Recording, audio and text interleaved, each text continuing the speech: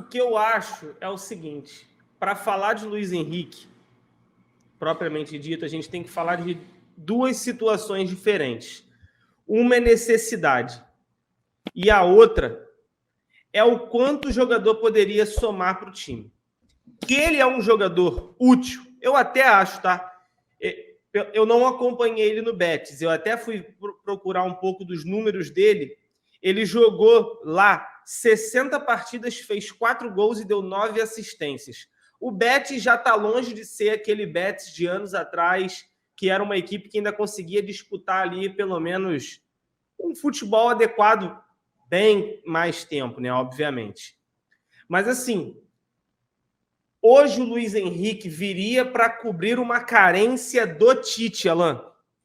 Seria um pedido exclusivo do Tite, que há algum tempo atrás, eu não vou me recordar a data, mas saiu uma matéria no Globo Esporte dizendo que o Tite identificou uma carência para um ponta-direita e que ia indicar a contratação do Flamengo, para que o Flamengo procurasse um jogador para essa função. E aqui, para mim, mora um problema, Alan. O Flamengo precisa de um ponta-direita? Pode até precisar. Hoje tem o Luiz Araújo ali. Pode até precisar, nas pretensões, na cabeça do Tite, na forma como ele planeja e deseja atuar, ou até mesmo ter como uma variação tática. O Luiz Henrique viria para ser esse cara para o Tite? Eu acho que sim. Tem tudo a ver com o que o Tite gosta, que é um jogador insinuante, né? Como ele costuma dizer, esse externo desequilibrante. Um cara que dá uma acelerada, tem um drible, uma jogada individual. É um jogador que vai de encontro com as características que o Tite precisa. E isso é bacana, porque o Flamengo estaria no mercado procurando atletas para dar subsídios ao treinador que está aqui. Só que aqui vai o meu ponto, que é crucial, Alan. A que ponto vale entrar num leilão por um jogador que pode ser uma carência deste elenco, em detrimento de jogadores que a gente precisa contratar que são muito mais carentes em outras posições?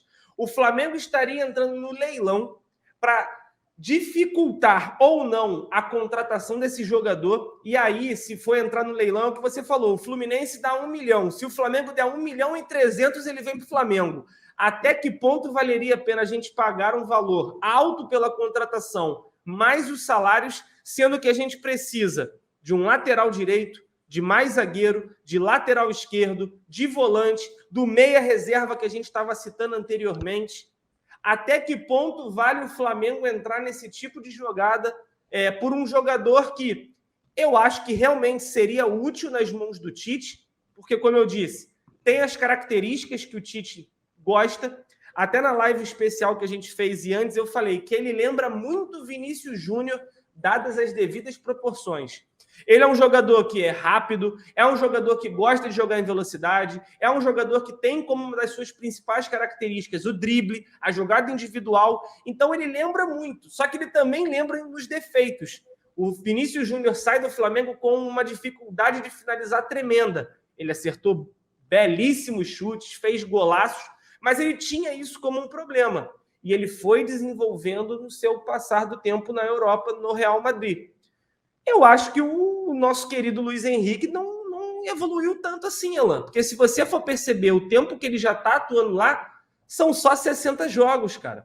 Eu fui puxar as últimas partidas, ele foi suplente não utilizado. Quer dizer que ele esteve no banco, mas não foi utilizado. Então, assim, até que ponto vale o investimento em um jogador que pode valer esse valor? Pode.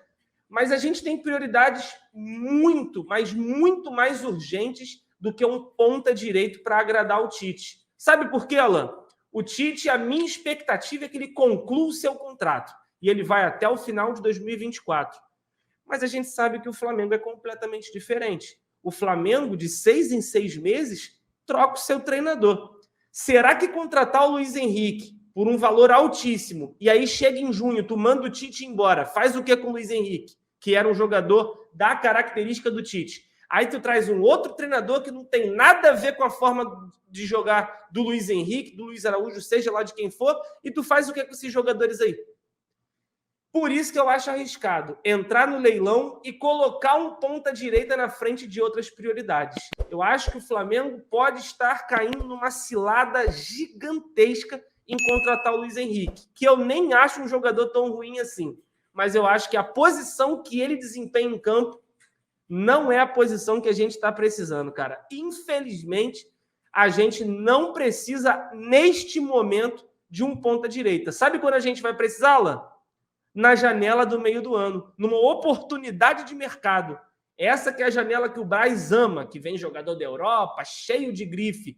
E espera. Essa posição pode esperar. Aí tu quer colocar essa posição, que não é uma urgência, na frente de outras, aí vai fazer o quê? Vai contratar o lateral direito no meio do ano? Aí pode ser tarde demais, irmão. A gente tem 3 merda no banco.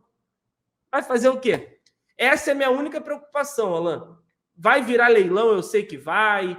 Tá super faturado os valores, vai. Mas, irmão, o Flamengo só não pode cair nessa cilada aí. Tem que fazer o bagulho na moral. O planejamento tem que ser bem feito. A ordem de prioridade tem que ser seguida. E o ponta-direita, irmão, para mim não é prioridade. Não nesse momento. E tu tá mutado de novo. Porra, caralho, toda hora. Então, vamos lá. Eu não acompanho tanto futebol internacional como alguns de vocês aí. Eu sei que você gosta, Rodrigão também. Marcão também vê muito futebol internacional. Eu não sei qual nível que o Luiz Henrique está e se encontra hoje. Sendo muito honesto com vocês. Né? Para que eu possa defender ou não o jogador. Essa particularidade, Cleitinho, ela acontece e vai acontecer sempre. Infelizmente. Quantos jogadores foram pedidos do São Paulo? E o fato do São Paulo não ter dado certo, o clube acabou ficando com o ativo, vamos colocar assim, que é o jogador. Gostem do jogador ou não. Vou trazer um exemplo rápido aqui para vocês. Um dos jogadores pedido pelo São Paulo e o esforço foi adicional para trazer foi o Alan. Um jogador que, ao meu ver, faz parte do planejamento do Flamengo, independente da saída ou não do São Paulo. Pode ter custado mais, por ter sido um pedido especial do São Paulo, e aí entra em outras variáveis que nós poderíamos utilizar aqui. Mas a pergunta que fica, é um bom jogador? Tem características que faz com que a equipe como um todo ela seja reforçada?